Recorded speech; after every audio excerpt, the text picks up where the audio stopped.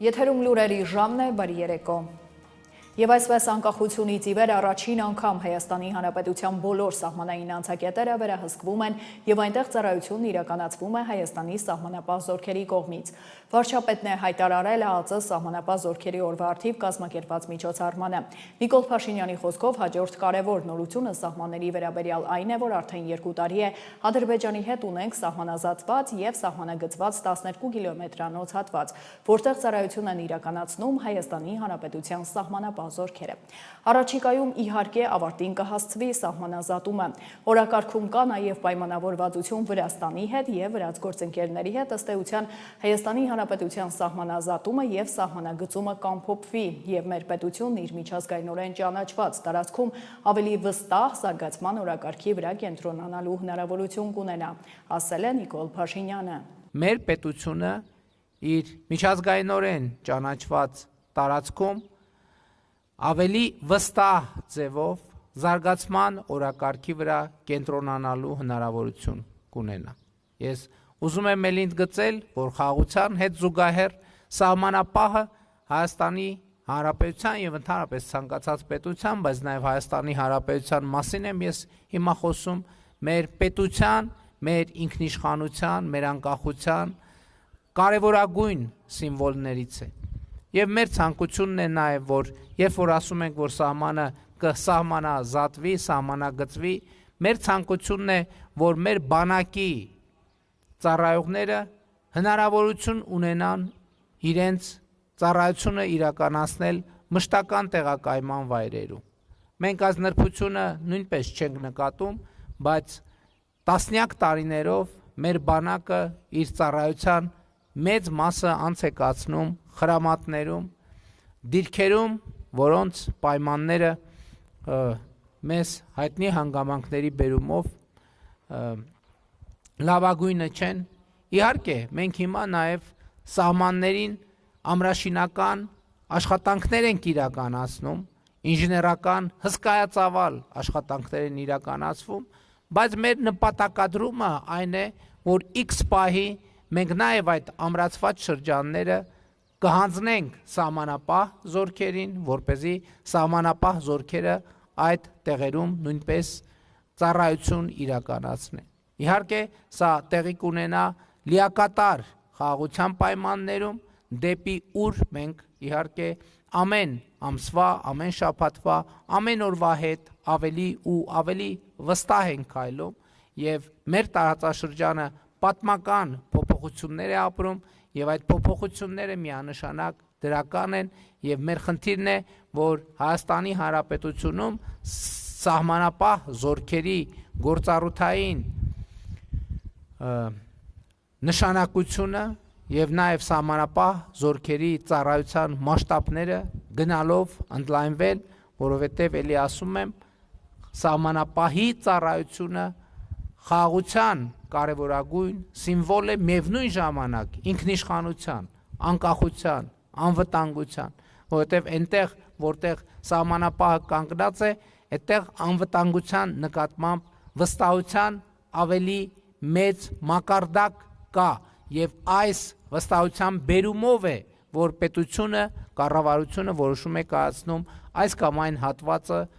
սահմանի հանձնել սահմանապահ զորքերի ծառայությանը։ Բայց այս ամենը նշանակում է, որ մենք առաջիկայում պետք է գրավչության ավելի բարձր մակարդակ ապահովենք մեր սահմանապահ զորքերի համար։ Մյուս կողմից սա նշանակում է, որ մենք գնալով պրոֆեսիոնալիզմի ավելի բարձր մակարդակ պետք է ակնկալենք մեր սահմանապահ զորքերից, որովհետև իհարկե խաղաղությունը նաև պատասխանատվություն է եւ չմոռանանք նաև, որ սահմանապահ զորքերը, սահմանապահ ծառայողները այն մարդիկ են, ովքեր առաջինը դիմավորում են Հայաստան եկած օտարերկրացիներին եւ պակաս կարեւոր չէ, դիմավորում են արտերկրյա ճանապարհորդություններից Հայաստանի Հանրապետություն վերադարձող քաղաքացիներին։ Եվ այս հանդիպման պահը մենք պետք է շատ լրջորեն վերլուծենք եւ գնահատենք, որովհետեւ այս կոնտակտը շատ կարևոր կոնտակտ է,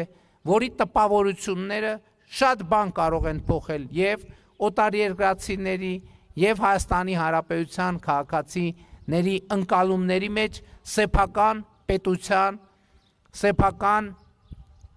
անկախության եւ ինքնիշխանության եւ պաշտպանվածության վերաբերյալ։ Եվ հիմա մենք իհարկե այդ խնդիրը առաջադրել ենք եւ հաջողությամբ իրականացնում ենք եւ մեր սահմանապահ զորքերում լայնորեն իրականացվում են վերապատրաստման ծրագրեր, պրոֆեսիոնալ մակարդակի բարձրացման շարունակական ծրագրեր, իհարկե գործում է նաեւ կամավոր ատեստավորման համակարգ, որը օգնում է նաեւ սոցիալական երաշխիքների ավելի բարձր մակարդակից օգտվել։ Ուրախությամբ եմ արձանագրում, որ նաև մեր սահմանապահ զորքերում ավելի ու ավելի շատ ժամկետային զինծառայողներ են ներգրավվում եւ մենք նաև հնարավորություն ունենք այդ թվում սահմանապահ զորքերում որոշակի ծրագրեր իրականացնել, որպեսզի ժամկետային զինծառայողները ավելի երկար ժամանակահատվածում իրենց գործունեությունը եւ կյանքը կապեն սահմանապահ զորքերի հետ եւ դա խողովակ կդառնա, որով մեր սահմանապահ զորքերը, այդ թվում սպայական անձնակազմը հետագայում եւ երկարաժամկետ ժամանակահատվածի համար համալրման առավել հուսալի մեխանիզմներ եւ եղանակներ կունենան։ Սահմանապահ զորքերի հարգելի ծառայողներ, կրկին շնորհավորում եմ բոլորիս սահմանապահի օրվա առիթով եւ կրկին շնորհակալություն եմ հայտնում բոլորիդ ձեր ծառայության համար իշահ Հայաստանի Հանրապետության, նրա անկախության, ինքնիշխանության, պետականության, անվտանգության եւ իշահ Հայաստանի Հանրապետության քաղաքացիների, ովքեր պետք է հպարտանան իրենց պետությամբ, ովքեր պետք է սիրեն իրենց պետությունը, բայց շատ կարևոր է, որ պետությունը նույնքան սիրի քաղաքացուն, որքան քաղաքացին է սիրում պետությանը եւ այդ թվում սահմանապահ զորքերի ծառայությունից Հայաստանի Հանրապետության քաղաքացիները պետք է զգան պետության հոգատարությունը եւ սերը իրենց նկատմամբ եւ իհարկե այդ թվում սահմանապահ զորքերի ծառայողները պիտի զգան իրենց պետության հոգատարությունը եւ սերը իրենց նկատմամբ։ Եվ ուրեմն կեցե Հայաստանի Հանրապետության սահմանապահ զորքերը, փառք նահատակներին եւ կեցե Հայաստանի Հանրապետությունը։ Շնորհակալ եմ։ Նիկոլ Փաշինյանը շնորհավորական ուղերձ է հղել Նիդերլանդների թագավորության վարչապետ Ռոբ Յետենին ազգային տոնի թագավորի օրվա առթիվ։ Վարչապետը գոհունակությամբ արձանագրել է վերջին շրջանում Հայաստան-Նիդերլանդներ գործակցության աննախադեպ ակտիվությունը, ինչին մեծապես նպաստում է բարեկամ երկրների ստորագրած ռազմավարական գործընկերության մասին համատեղ հռչակագիրը։ Բարձր ենք գնահատում Հայաստանում շարունակվող ժողովրդավարական բարեփոխումներին, ինչպես նաև եվրոպական ինտեգրման հարցում Նիդերլանդների կողմից ցուցաբերվող քաղաքական աջակցությունը։ Մաղթում եմ ձեզ ամենայն հաջողություն, իսկ Նիդերլանդների բարեկամ ժողովրդին բարօրություն եւ խաղաղություն, ասել է վարչապետը։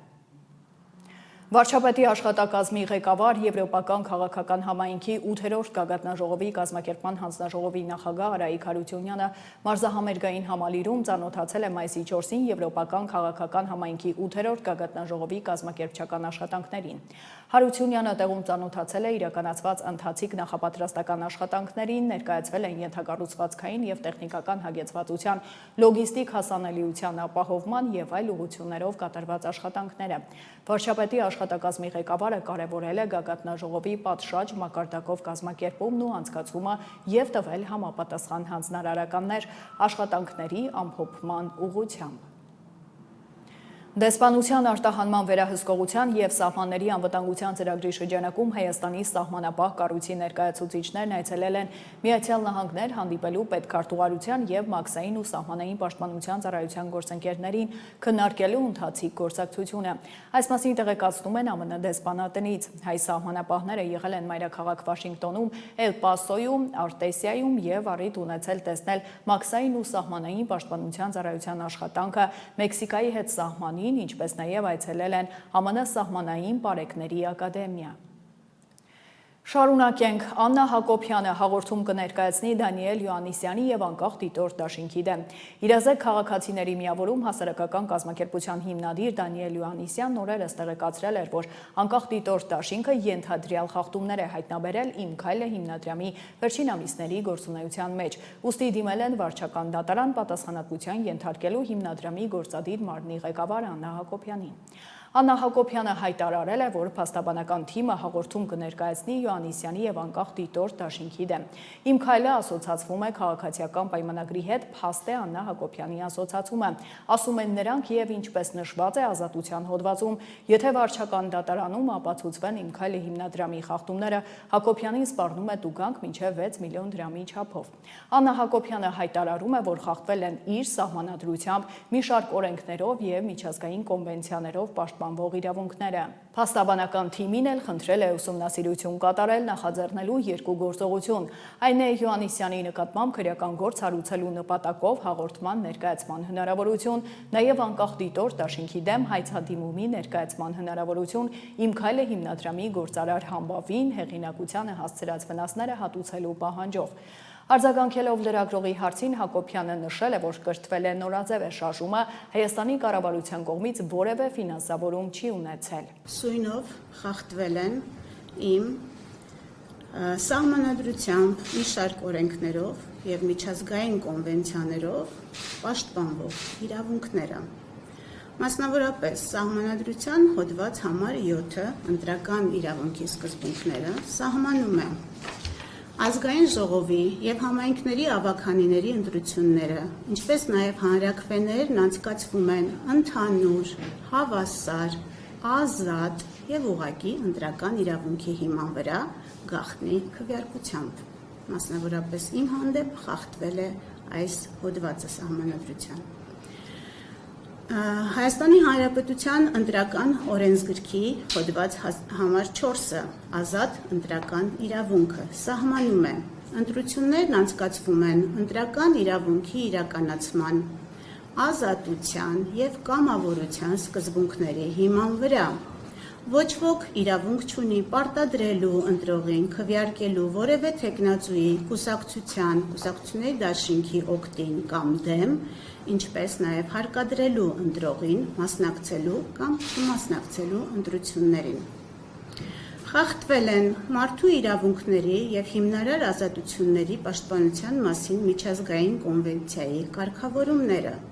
Կոնվենցիայի 3-րդ հոդվածը սահմանում է, որ ոչ ոք չի կարող ենթարկվել խոշտանգումների կամ անմարդկային կամ նվաստացուցիչ վերաբերմունքի կամ պատժի, ինչը ըստ մարդու իրավունքների Եվրոպական դատարանի ձևավորված դատական պրակտիկայի ներառում է նաև հոգեբանական ճնշման, ահաբեկման եւ նվաստացման ձևերը։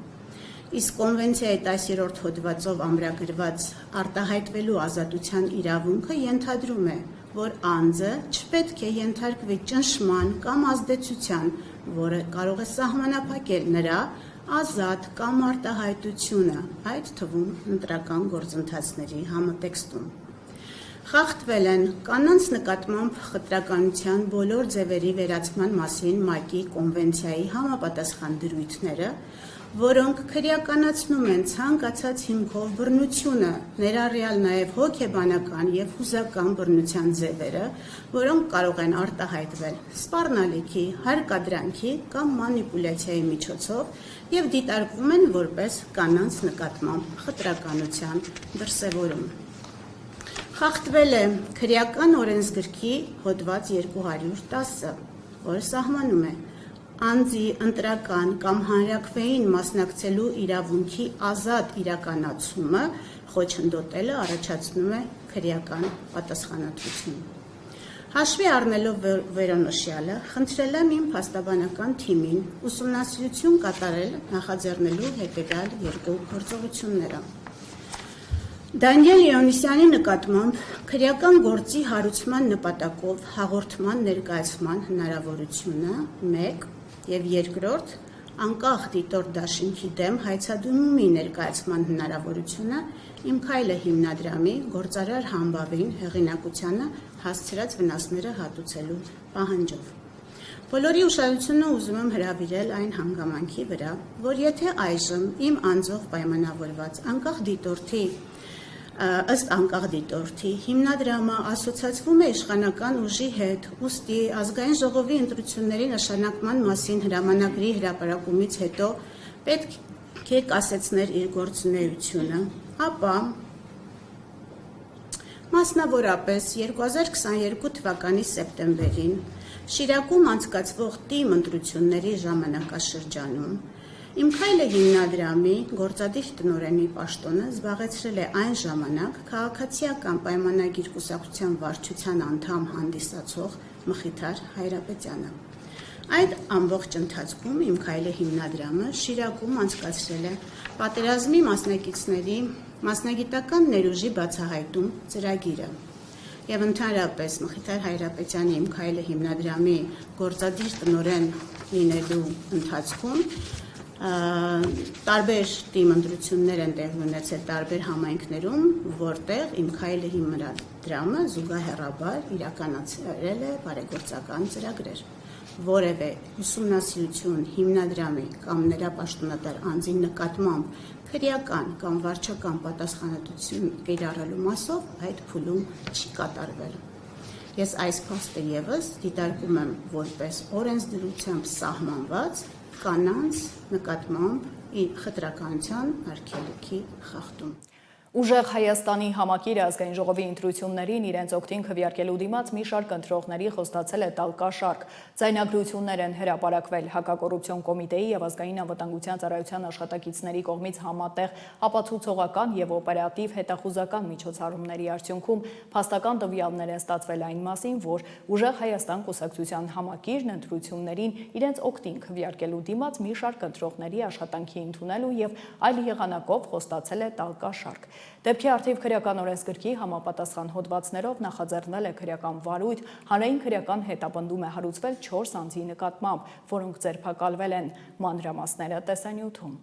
Հայաստանի Հանրապետության հակակոռուպցիոն կոմիտեի եւ ազգային անվտանգության ծառայության աշխատակիցների կողմից համատեղ ձեռնարկված ապացուցողական եւ օպերատիվ հետախուզական միջոցառումների արդյունքում փաստական տվյալներ են ստացվել այն մասին, որ Ուժեղ Հայաստան կուսակցության համակիրը 2026 թվականի հունիսի 7-ին կայանալիք Հայաստանի Հանրապետության ազգային ժողովի ընտրություններին իրենց օգտին քվեարկելու դիմաց մի շարք ընտրողների աշխատանքի ընդունելու եւ այլ եղանակով խոստացել է տալ կաշառք, որպիսի խոստումն ընդունվել է վերջիններիս կողմից։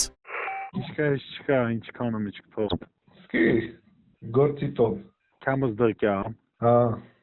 Փողն տամ բայց։ Հա։ Դե կարևորը դա է թակի փող տամ։ Հա։ Լավ բանը ես ինչ ասալով նա պիտի անեմ էլի, էտա։ Դու գիտեմ ես ինչ եմ ուզում։ Դե հա, возвращение блудного сына, а? Այո։ Հնարավոր է ելիտես բանը ինգի տամ է խոքս։ Մատերացրով էր արդեն շանսերը շտանում ականքամ։ Հայ մուկ պիտի խոսենք դե, խոնց պիտի անենք ասե, գիտեմ։ Չէ, դուք պիտի պրոստո կակ ներկայանաք ծապտակ։ Շամպանսկի պեչի պիրիպ տրեքցնե։ Ալա չէ, շամպանսկին տրեքցնան ու սեմսի 7-7-ը։ Տամազիլքիններն հույս կա յանի լավայինն են։ Վետի եշիմոտ։ Դե եշել եմ ձայն տալան։ Նվեր ընտրվենք լոխինդանը։ Ասացը դուժե ինտերլեն է, պաշտոնիստին է չէ բանակում։ Ես ինչ ասալ։ Լոխինդանը։ Քոարևդ կծեմ։ Դու օրիքը սե շանտանանա։ Դե պիտի ժողովուրդն հավատան էլի։ Դե հինգի դամ։ Բայց մի պենում մտածում, ասում կարող է բյուրդան մերը ծերենել միանա։ Դե սպեն հնարավոր է, Կարող է, եթե կոալիցիայի հարցինի կարող է։ Դե ես տա կոզեմ, կոզեմ թե հենչինի, օրիշ ձև տրա անհնար է անելը։ Լոխինդանը ադր։ Պասպորտ, փող հատա։ Լոխ պատրաստ, ընկնտանյոք հանդեր։ Շո, ուրեմն գրասենյակը Տերյանի 59-ը, 69-ը։ Բանում չէ տաորիշ կազմակերպություն ալի Ուժեղ Հայաստանը։ Հա։ Տեղը։ Դա ինչա ախպեր, տա գուրտատեղ այնում տեղ թա։ Չէ, տա քաղաքական բանն է պատրաստում ընտրությունների։ Գուրտատեղը վեր ազգելանք են վախտանն է։ Ադե հորայ էտերնալի պամի օրել մեր օրը լիքա։ Իննական, ամայ պրազնիկ դելակիրական։ Հորայ մեր բալակադալ սրանա լավալա շանտղային։ Այլ տոկոս։ Ունցուս։ Մարտական լիցքավորված։ Ասմա հնգերություն ունիմ լավ, բարիկամություն ունիմ, ու իմ խոսքի սպասում են։ Պասլավա օգտագործ էլի բրատես։ Հետ ալի, ասմա ես օզն դեր Արտուր ինտեսամ գյատամ, գիմ չում հունց կապտիմ, ասմա ես չէ էլա մին իցունու նաղդա, մնացածը գիմ չում։ Չատա օզն կինը կապի, ասմա ու հագին, մինիմալնին իցուն հոգի, ու ասմա ավլի շատ։ Լավ կուրուգոն էլի, ասմա խատյա ես ենում Ամերիկա, բացի իրան ընգերությունը, իրան պարիկամությունը պենու լոստեղ էլի։ Հա, ուզում ասեմ, ընդգրկվենք այդ շարքեմ հետագայում որ կարանք իցեղ մի գործ նոր ճարենք, լի գիտամ, ինձանեմ։ Հետագա գործի մասին մտածում եք, դուք մեզ ընտրեցիք,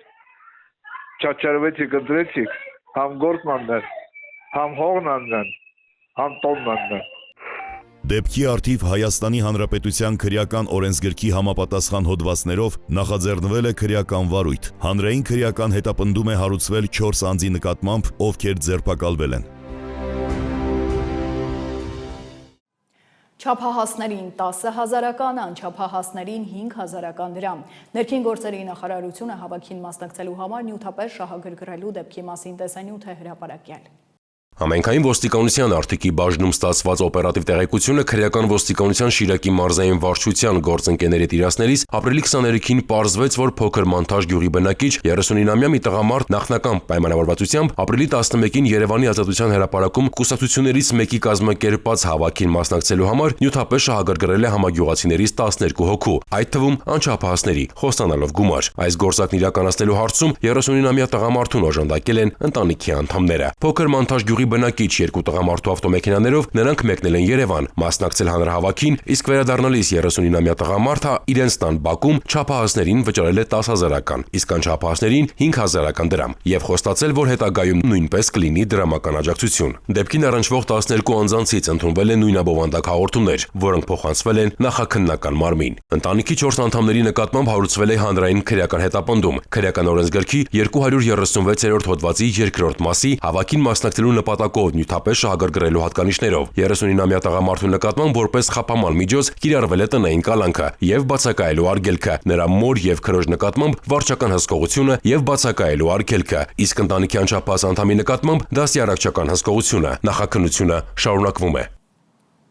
Խոսքի ազատության պաշտպանության կոմիտեն հրապարակել է 2026 թվականի առաջին երամսյակային զեկույցը։ Հունվար-մարտ ամիսներին կոմիտեի մոնիթորինգի ընթացքում արձանագրվել է լրատվամիջոցների ներկայացուցիչների իրավունքների խախտումների 30 դեպք։ Մեկը ֆիզիկական բռնության, 22-ը տարատեսակ ճնշումների դեպքեր են, 7-ը տեղեկություններ ստանալու եւ տարածելու իրավունքի խախտումների։ Մեդիա դաշտը շարունակում է մնալ խիստ բևեռացված, լուրջ մարտահրավերներ են, ապա տեղեկատվությունը, կեղծ լուրերի, մանիպուլատիվ հրապարակումների լայն տարածումը, հանրային տիրույթում վիրավորական արտահայտությունների կիրառումը, քաղաքակիրթ բանավեճի սուր դեֆիցիտը։ Ըստ Freedom House միջազգային իրավապաշտպան կազմակերպության զեկույցի Հայաստանը 3-րդ տարին անընդմեջ դասվել է մասամբ ազատ երկրների շարքին, ստանալով 100-ից 54 միավոր։ Համացանցի ազատության առումով էլ Հայաստանն ազատ երկրների շարքում է 100-ից 72 միավորով։ Կոմիտեի նախագահը նաև արձագանքել է Ալեն Սիմոնյանի այն դժգոհությանը, թե լրագրողական կազմակերպությունները լուռ են, երբ հարձակումներ են լինում իշխանության ներկայացուցիչների վրա։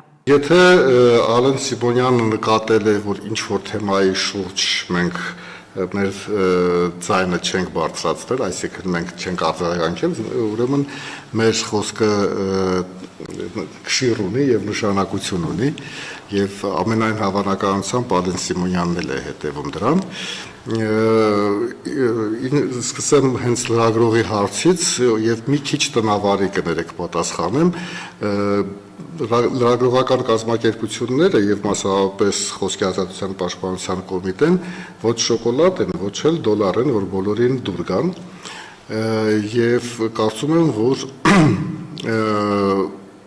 մենք տասնամյակների ընթացքում մեր գործունեության շատ լավ սովորել ենք եւ գիտենք, թե որտեղ, ինչպես եւ ինչ շեշտադրումներով խոսել։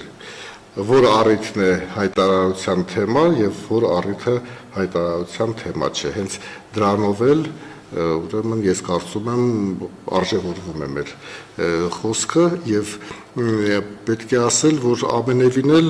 բոլոր թեմաները չեն, որ հայտարարությունների եւ այլն առիթ ունեն։ Օրինակ լրագրողական կազմակերպությունների թեման չէ այդ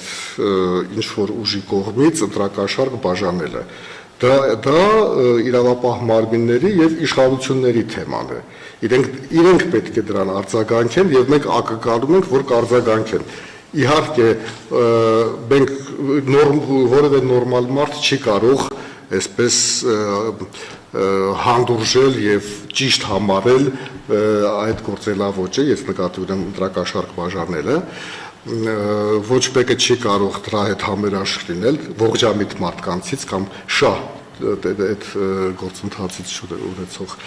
մարդկանցից, բայց դա ամենևին էլ լրագրողական կազմակերպության թեման չի հայտարարությամբ հանդես գալու համար։ Ես իմ դիրքորոշումը ունեմ, հարց կա, խնդրեմ, ես իհարկե իմ դիրքորոշումը կպատասխանեմ, որ դա դատապարտելի խայտառակ երևույթ է եւ դրա դեմը պետք է առնի եւ իշխանության պարտականությունն է ապահովել դա։ Ավելին ասեմ, որ այս իշխանության արժանինքներից մեկը այս 7-8 տարվա ընթացքում այդ դա էր, որ ընտրակաշարքային ապաշխարաբաժանվող ընտրակաշարքը արմատախիլ արվեց, հիմա նոր մեթոդներ են ման գալիս այդ տիպի քաղաքական ուժերը եւ դրա դեմը նույնպես պետք է առնել, բայց կրկնում եմ, սա լրագրողական կազմակերպության հայտարարության թեմա չի, կամ չգիտեմ, եկեղեցում երիտասարդը ձեռք է բարձրացրել ուրեմն վարչապետի վրա եւ դրանից հետո էլի քաղաքականացված լուսաբանում եղավ, ընդդիմադիր բոլոր լրատվամիջոցները, վայ, այս բալիկը, այս երեխան, հիվանդ է եւ այլն, այն մյուսը բնականաբար ասում է, որ սա հանցագործություն է, ձեռք բարձրացրել է եւ այլն, եւ սա էլի իրավապահ մարմինների աշխատանքն է եւ գործն է։ Իրենք իրենց գործը պետք է անեն եւ ամեն հանցագործության առիթով Պարոն Ալեն Սիմոնյանը թող մեզանից հայտարարություններ չսպասի, մենք գիտենք երբ ինչ ասենք։ Մեր հուզող հարցն է եւ բազմիցս դրա մասին խոսել ենք, օրինակ նույն Ալեն Սիմոնյանի կամ Ռուբեն Ռուբինյանի ճեպազրույցները, որոնք որ շատ հաճախ ինչ որ ամբողջային վեճերի են վերածվում եւ տարօրինակ տպավորություն են թողում։ Դա իսկապես մեզ հետաքրքրող եւ հուզող հարց է եւ բազմիցս մենք մեր պատրաստակամությունն ենք հայտնել այդ հարցում խորհրդատվական կարգով ուրեմն մասնակցել, աջակցել, որպեսզի դա ավելի քաղաքակիրթ ձևով կազմակերպվի եւ անցկացվի։ Արդարադատության նախարարն ազգային արխիվ ՊՕԱԿ-ի տնօրեն Արթուր Ստեփանյանի ուղեկցությամբ շրջայց է կատարել ՊՕԱԿ-ում։ Սրբուհի Գալյանը ծանոթացել է արխիվի շենքային պայմաններին, այդ թվում հիմնանորոգված առաջին հարկին եւ քաղաքացիների սպասարկման սրահին։ Տնօրենի խոսքով վերանորոգված տարածքը ոչ միայն հարմարավետ է դարձրել համապատասխան ստորաբաժանումների աշխատանքը, այլև նոր կահավորված սրահը, էլեկտրոնային համակարգով հագեցված աշխատանքային գոտիները եւ արդիականացված միջավայրը թույլ են տալիս ավելի արագ, հարմար եւ արդյունավետ ծառայություններ մատուցել քաղաքացիներին, այցելուներին եւ հետազոտողներին։ Նախարարին ներկայացվել է այս պահին գործող ցուցադրությունը բացառիկ վավերագրեր Հայաստանի ազգային արխիվի ֆոնդերից։ Ազգային արխիվի զարգացման ու արդիականացման ուղղված աշխատանքներում նշանակալի ներդրում ունենալու համար Արթուր Ստեփանյանը նախարարին է հանձնել Հայաստանի ազգային արխիվի 100-ամյակին նվիրված Սիմոն Երևանցի հուշամեդալ։ Ազգային արխիվում կամավորների կողմից ներկայում իրականացվում են նաև պրոբացիայի ծառայության փաստաթղթերի թվայնացման աշխատանքներ։ Առողջապահության նախարարը Շիրակի մարզպետի ուղեկցությամբ այցելել է Էնրիկո Մատեի անվան պոլիկլինիկա, որտեղ վերանորոգման եւ բուժ սարքավորումներով հագեցման աշխատանքներ են իրականացվել, ինչպես նաեւ բուժ հաստատությունը կցագրվել մոտ 30,000 բնակչություն։ Մարզպետը տեղեկացրել է, որ երամսյա կտրվածքով Շիրակի մարզի պոլիկլինիկաները եւ ամբուլատորիաները սպասարկել են 110,000 քաղաքացու, որոնք օգտվել են առողջության համընդհանուր ապահովագրությունից։ Արդյունքում բյուջեն, որ փոխանցվել է մարզի բուժ հաստատություններին 500 միլիոն դրամ է եղել։ Մարզպետը տեղեկացրել է, որ վերլուծել են Գյումրու պոլիկլինիկաների ֆինանսական հոսքերը եւ տնօրինության հետ խորհրդակցության արդյունքում որոշում է կայացվել սպասարկող անձնակազմի աշխատավարձը մի քիչ բարձրացնել։ Մենք վերլուծել ենք պոլիկլինիկաների, Գյումրու պոլիկլինիկաների ֆինանսական հոսքերը եւ տնօրենների հետ խորհրդակցության արդյունքում որոշում ենք կայացրել նաեւ սպասարկող անձնակազմի աշխատավարձը մի փոքր բարձրացնել, որը եւս շատ կարեւոր է, որովհետեւ հոսքերը շատ են ու իրենք իրեն չափով կոնե մի քիչ ֆինանսական հագեցածություն ունեն։ Շատ լավ, հիմա մեր առաջին նաև խնդիրներից է մեր այս հոսքերի կառավարումը ավելի օպտիմալ դարձնել եւ հիվանդանոց, պոլիկլինիկա, այդ փոխգործակցությունը շատ ավելի կոորդինացված իրականացնել։ Աշխարհի մի շարք երկրներում շարունակվել են հայոց ցեղասպանության 111-րդ տարելիցի ոգեկոչման արարողությունները։ Արարատ հայկական միության նախաձեռնությամբ Վալենսահայությունը հավաքվել էր Միսլատայում տեղակայված ցեղասպանության զոհերի հիշատակին նվիրված կենաց խաչ հուշակոթողի մոտ, որտեղ տեղի է ունեցել խնկարկում։ Ներկա են եղել նաև քաղաքապետարանի ավականու ներկայացուցիչներ, ելույթով հանդես եկել միության նախագահ Արարատ Ղուկասյանը։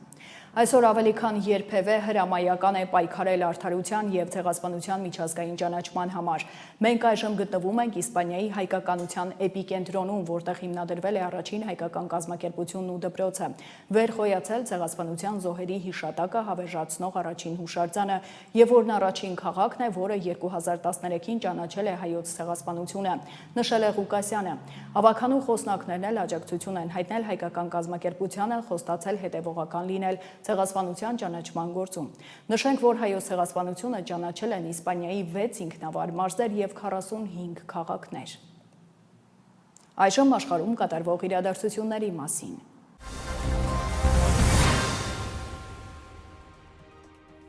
Բուքինգհեմյան պալատը հայտարարել է, որ չնայած Վաշինգտոնում տեղի ունեցած միջադեպի, որի ընթացքում տղամարդը կրակ էր բացել ԱՄՆ նախագահ Դոնալդ Թրամփի եւ նրա վարչակազմի մասնակցությամբ ընթրիքի ժամանակ, Մեծ Բրիտանիայի Չարլզ III թագավորի պետական այցը Միացյալ Նահանգներ տեղի կունենան ըստ նախատեսվածի։ Այցը, որը կմեկնարկի ապրիլի 27-ին, տեղի է ունենում անգլո-ամերիկյան հարաբերություններում լուրջ ճգնաժամի ֆոնին։ Երեքշաբթի օրը թագավորական զույգին պաշտոնապես կընդունեն Սպիտակ տանը։ Նույն օրը Մեծ Բրիտանիայի թագավորը ելույթ կունենա ԱՄՆ կոնգրեսում։ Սա պատմության մեջ երկրորդ նմանատիպ ելույթը կլինի։ Առաջինը 1991 թվականին ունեցել է Եղիսաբեթ II թագուհին։ Ապրիլի 28-ի երեկոյան ԱՄՆ նախագահի անունից պետական ընթրիք կկազմակերպվի թագավորական զույգի պատվին։ Թագավորական այցի ծրագիրը ներառում է նաև խորհրդանշական այցելություն սեպտեմբերի 11-ի ահաբեկչության զոհերի հուշահամալիր եւ ընդունելություն Նյու Յորքում, ապա հանգիստ Վիրջինիայի ազգային պարկում։ Մեծ Բրիտանիայի վարչապետ Քիր Սթարմերը ապրիլի 28-ին ղեկավարի կառավարության արտակարգ վիճակների կոմիտեի նիստը, քննարկելու Իրանում պատերազմի ազդեցության պատճառով կենսապահովման ծախսերի աճի հարցը։ Հանդիպմանը կմասնակցեն Անգլիայի բանկի ներկայացուցիչները։ Սթարմերը հավաստիացրել է, որ կառավարությունն ամեն բան կանի աջակցելու աշխատավորներին Իրանի դեմ պատերազմով պայմանավորված ճգնաժամային իրավիճակում։ Բրիտանիայի վարչապետը նշել է, որ Իրանում պատերազմի տնտեսական ազդեցությունը կարող է զգացվել որոշ ժամանակ։ Սթարմերը որպես օրինակ է բերել վառելիքի գների ռեկորդային աճը երկրի յուրաքանչյուր բենզալցակայանում։ Եվրոպական հանձնաժողովի նախագահ Ուրսուլա ֆոն դեր Լայենը հայտնել է, որ դեռ վաղ է Իրանի դեմ սահմանված պատժամիջոցները չեղարկելու համար։ Նա այս մասին ասել է Բեռլինում, հավելելով, որ պատժամիջոցները սահմանվել են Իրանի կողմից սեփական բնակչությանը ճնշելու քաղաքականության պատճառով։ Մենք նախ պետք է տեսնենք փոփոխություն, հիմնարար փոփոխություն Իրանում պատժամիջոցների չեղարկման համար, հավելել է Եվրոպական հանձնաժողովի նախագահը։ Հյուսիսային Կորեայում բացվել է հիշատակի թանգարան նվիրված Ուկրաինայի դեմ Ռուսաստանի կողմից կռվելիս զոհված կորեացի զինվորների հիշատակին։ Հյուսիսային Կորեայի կենտրոնական լրատվական գործակալությունը հայտնել է, որ թանգարանի բացման արարողությունը տեղի է ունեցել ապրիլի 26-ին Փահենյանում։ Արարողությանը մասնակցել են Հյուսիսային Կորեայի առաջնորդ Կիմ Չեն Ընը, Ռուսաստանի Պետդումայի խոսնակ Վյաչեսլավ Վոլոդինը եւ պաշտպանության նախարար Անդրեյ Բելոուսովը։ 2025 թվականի ապրիլին Հյուսիսային Կորեան եւ Ռուսաստանը հայտարարել էին, որ իրենց զինվորները միասին են պայքարել Ռուսաստանի Կուրսկի սահմանային շրջան Ուկրաինայի Ուկրաինայի ներխուժումը յետ մղելու համար։ Երկու երկրները չեն բացահայտել, թե որքան հյուսիսկորեացի զինվոր է տեղակայվել, սակայն Հարավային Կորեայի հետախուզական ծառայությունն անցյալ տարի գնահատել է, որ Հյուսիսային Կորեան ուղարկել է մոտ 15,000 զինվոր, որոնցից 2,000-ը զոհվել են։ Սիրիայում մեկնարկել են երկրի նախկին նախագահ Բաշար Ալ-Ասադի և նրա կառավարության անդամ նախկին բարձրաստիճան պաշտոնյաների դատավարության առաջին լսումները։ Ասադը և նրա եղբայրը մահերը, ովքեր փախել են Սիրիայից, կդատվեն հեռակա կարգով, սակայն նրանց ազգականներից մեկը, նախկին անվտանգության աշխատակից Աթիվ Նաջիբը, ներկա է եղել լսումներին որպես մեղադրյալ։ Նաջիբը, որը ձերբակալվել էր իշխանափոխությունից հետո 2025 թվականի հունվարին, նախկինում ղեկավարել է Սիրիայի քաղաքական անվտանգության ստորաբաժանումը Դարա նահանգում։ Նա մեղադրվում է լայնածավալ բռնաճնշումների և ձերբակալությունների արշավ ղեկավարելու մեջ։ Սիրիայի նախագահ Ահմեդ Աշ-Շարան X-ի էջում հայտնել է, որ արդարադատությունը կմնա գլխավոր նպատակ, որին պետությունը և նրա ինստիտուտները ձգտում են հասնել։ Դատական երկրորդ լսումները տեղի կունենա մայիսի 10-ին։ Ամերիկացի զինվորականներն ապրիլի 26-ին Խաղաղ օվկիանոսում հարված են հասցրել մի նավի, որը ենթադրաբար օգտագործել են թմրավաճառները։ Հարվածի հետևանքով սպանվել է 3 մարդ։ Այս մասին X-ում հաղորդել է ԱՄՆ զինված ուժերի հարավային հրամանատարությունը։ Հետախուզությունը հաստատել է, որ նավն ընթանում էր Խաղաղ օվկիանոսի արևելքում թմրանյութերի մաքսանենգության հայտնի երթուղով և օգտագործվել է թմրանյութերի ապօրինի շրջանառության համար, ասվում է հրամանատարության հայտարարությունում։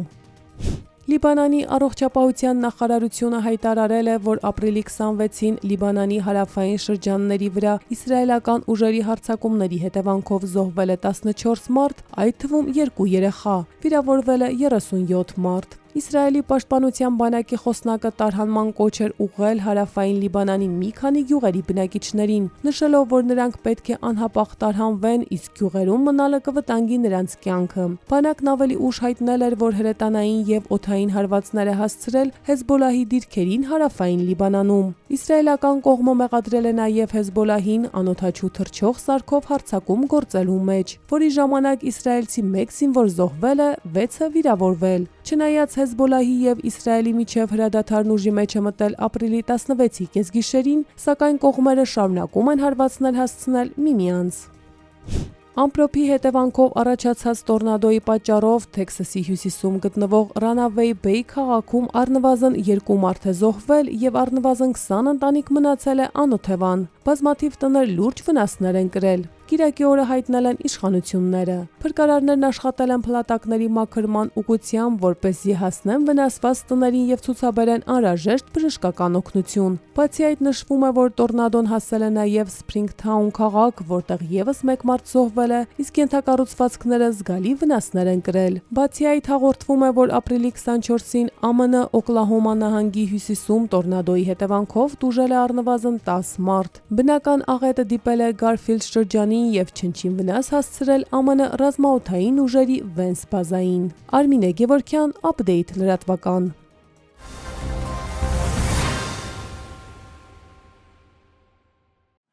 Շարունակենք, Armflix-ում անակնկալները շարունակվում են, այսօր կինոհարթակում պրեմիերա է։ Բաժանորդները կարող են դիտել պրոդյուսեր և դերասան Սոս Կարապետյանի 16 մասից բաղկացած նոր տրագիկ կոմեդիան «Օպերացիա Սոսը», մանրամասները տեսանյութում։ Պրեմիերա Armflix-ում։ Ապրիլի 27-ից հարթակում կարող եք դիտել «Օպերացիա Սոս» հեռուստաֆիլմը։ Պրոդյուսերը Սոս Կարապետյանն է, սցենարիստը Անի Մաղաքյանը, սաունդթրեքի խոսքերի և երաժշտության հեղինակը Ռաֆի Ալթունյանն է։ Սաունդթրեքը կատարում է սիրված երգիչ Արամեն։ Դու չգիտես երբեք ինչ կլինի քեզ հետ, հենց մի վայրկյան հետո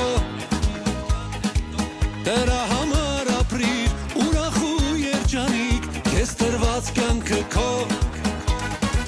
դու հարաբարիքներ, թե լինեն կարիքներ, կյանքի ճանապարհին անցնի 100 տարի, մեկ էլ չի առնի, երբեք ոտքդ քարի ամու հոտով կյանքը ինքան քեզ հասնելու վայելել անգամ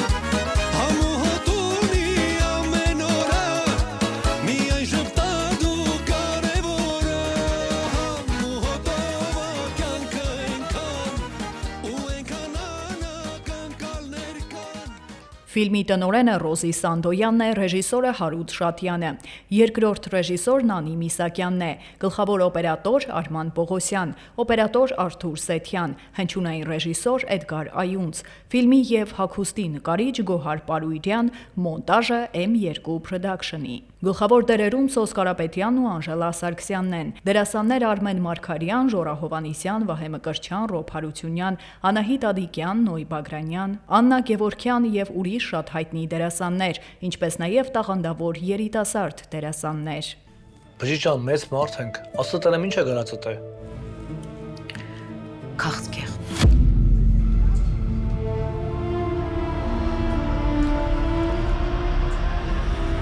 Ինչքան է մնացել։ Արման, մենք ամեն ինչ կանենք ձեր բուժումը։ Դու ինձ ասա ինչքան է մնացել։ 2 ամիս, լավագույն դեպքում 3։ Չափազանց հետաքրքիր սցենար, միախառնված հումորային և հուզիչ էպիզոդներով, աննախադեպ նկարահանումներ Սան Ֆրանցիսկոյում և Լոս Անջելեսում։ Աստված ջան, արդար չելի, սաղ կյանքդ աշխատում ես, չարչարվում ես, ընտանիքդ պահում ես, երեխեքից մեծացնում ես, հենց պետք է դու կյանքդ վայելես, պարզվում է դրա ժամանակը չունես։ Արա, պախանից տարև դուս պենալի ասում, մայեստրո։ Պիտես, ես էլ հավանեցի։ Աստված ջան, ինչ պետք է անես երկու որ ֆիլմը թողեմ։ Ախպեր դե ում թողես, իջացրու մեքենայի մոտ մեկը գնանք լի։ Երնեք ձեզ տղերք։ Ես ինչ է եղել։ Դու կողքով էիր քայլում, չգիտես ինչ է եղել, ես որտեղից իմանամ։ Ինչ է իրանում։ Ֆիլմը մի ընտանիքի մասին է, որի անդամները պետք է անցնեն մեծ դժվարությունների միջով հաղթահարելու իրենց վիճակված փորձությունները։ Պարզվում է, ֆիլմի գլխավոր հերոսին, որն ընտանիքի հայրն է, մնացել է ապրելու ընդամենը 3 ամիս։ Նա որոշում է նախապատրաստել ընտանիքին, որ 3 ամսից բոլորը պատրաստ լինեն ապրել առանց իրեն։ Օպերացիա Սոս հեռուստաֆիլմն ունի դաստիարակչական նպատակ՝ ամուր պահել ընտանիքը, քանի որ երջանիկ կարող ես ապրել այն ընտանիքում, որտեղ տիրում է սերը, փոխադարձ հարգանքն ու ազնվությունը։ Կարևոր է նաև կյանքում զերծ մնալ ալկոհոլից և թմրամոլությունից։ Թմրամոլությունը չարիք է մարդու և հասարակության համար։ Տրագիկ կոմեդիան հագեցած է բուռն ծիծաղով։ Շտապեք բաժանորդագրվել Armflix հարթակին և դիտել անչափ հետաքրքիր օպերացիա Սոս հեռուստաֆիլմը։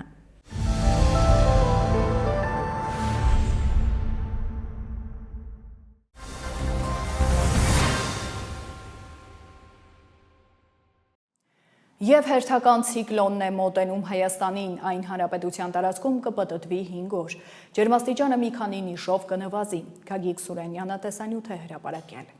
Մեզ միջերկրական ծովի շրջաններից մոտենում է հերթական ցիկլոնը, այն կներթափանցի այսօր ուշ երեկոյան ժամերին